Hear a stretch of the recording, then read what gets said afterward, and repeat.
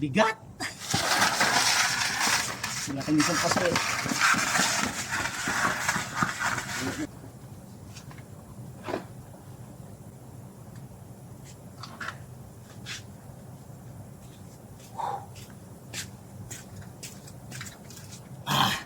Init!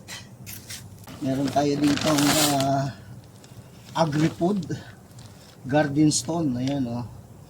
20 kilos yung binili ko. Ayan o, lalagay natin pang decoration doon sa ibabaw para maganda-ganda naman tingnan.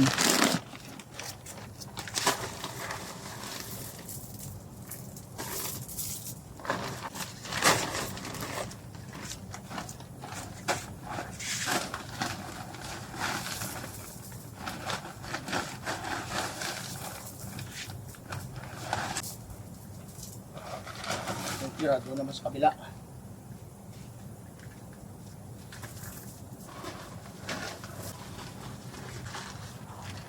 Look at this. Oh, ayan oh. Maganda na, di ba? Looks good na. Dito sa kabila oh. Oh, ayan. Ayan oh, may install na rin tayo diyang patubig. Ayan oh. Ayan oh, nag-uumpisa na ulit mag dahon kasi malapit nang malapit nang winter. Ayan oh, napapalitan na yung mga tuyong dahon.